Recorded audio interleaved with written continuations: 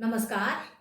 मोटा अनाज जिसके बारे में हम सभी जानते हैं और ज्यादातर सर्दियां आने पर इसका प्रयोग करते हैं। जी हाँ, बाजरा, मक्की, ज्वार सर्दी के दिनों में हमारे भोजन में खूब चाव से प्रयोग किया जाता है। खास तौर पर उत्तर भारत के हरियाणा व पंजाब में यह बहुत लोकप्रिय है। लेकिन इसके अलावा और भी मोटे अनाज हैं जो बहुत पौष्टिक हैं, लेकिन हमने इन्हें भुला सा दिया है। भारत ने वर्ष 2018 को राष्ट्रीय मिलेट्स वर्ष के रूप में मनाया था और सरकार ने इन मोटे अनाज को पोषक अनाज या न्यूट्री सीरियल्स घोषित किया था। भारत के प्रस्ताव को स्वीकार करते हुए संयुक्त राष्ट्र संघ ने 2023 को इंटरनेशनल ईयर ऑफ मिलेट्स घोषित किया है और इसे मनाने के लिए 72 देशों ने अपनी सहमति दी है। इसमें 8 मोटे अनाज को शामिल किया गया है, जिसमें ज्वार, जौ, बाजरा, रागी, कुट्टू, कंगनी, समा, कोदो शामिल हैं। मिलेट्स या मोटे अनाज हैं क्या और इन्हें खाना जरूरी क्यों है? आइए इनके नाम व न्यूट्रिएंट्स के बारे में जानें। छोटे छोटे दानों के रूप में मिलने वाले अनाज को मोटे अनाज कहा जाता है। इन्हें खाना इसलिए जरूरी है क्योंकि इनमें फाइबर, प्रोटीन, विटामिन, मिनरल्स आदि भरपूर मात्रा में मिलते हैं और ये अनाज ग्लूटेन फ्री हैं। अपने आहार में इन अनाज को शामिल करके हम अपने शरीर में इन पोषक तत्वों की पूर्ति कर सकते हैं। मोटे अनाज में अगर हम मक्की को छोड़ दें और केवल उन 8 मिलेट्स के बारे में बात करें जिन्हें भारत ने और अन्य 72 देशों ने अपने आहार में शामिल करने की सहमति दी है, तो इनमें से सबसे मोटा अनाज ज्वार है और दूसरे स्थान पर आता है बाजरा। ये है ज्वार।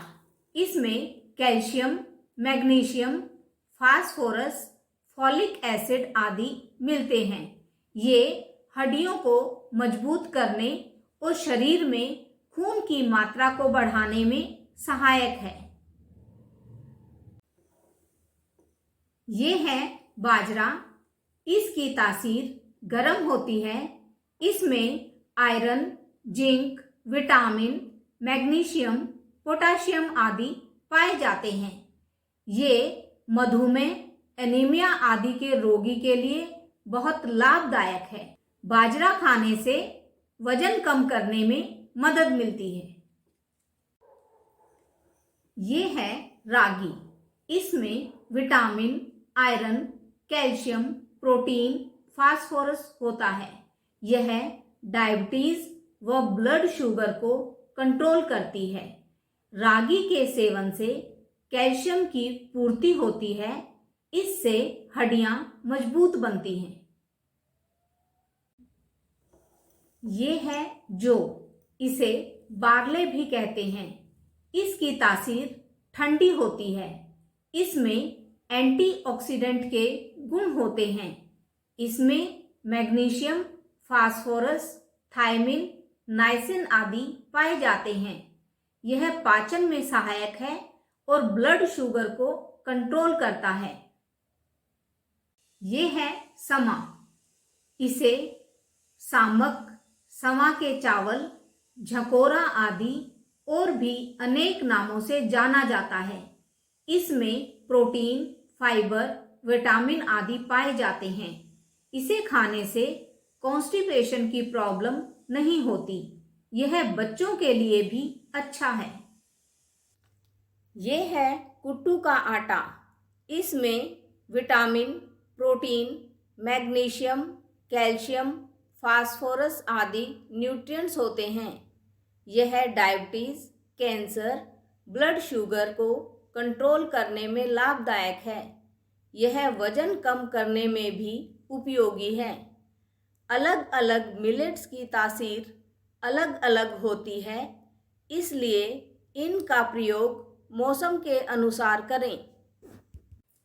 इन मिलेट्स के आटे से वे सभी चीजें बनाई जा सकती हैं जो गेहूं के आटे से बनती हैं, जैसे रोटी, चिल्ला, पकोड़े आदि। इसके अलावा सूप, खिचड़ी, दलिया, डोसा भी बन सकते हैं। इन्हें रोस्ट करके या तल के भी खाया जा सकता है। इनसे नमकीन भी बनती है। मीठी चीजों में चूरमा, खीर, हलवा, लड्डू आदि बनाए जा सकते हैं। इनसे बिस्किट, ब्रेड व कुकीज भी बन सकते हैं।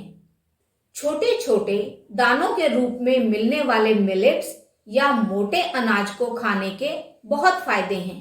इन्हें प्रयोग में लाने से शरीर को ऊर्जा मिलती है, वजन नियंत्रित रहता है। डायबिटीज के रोगी के लिए ये बहुत लाभकारी हैं।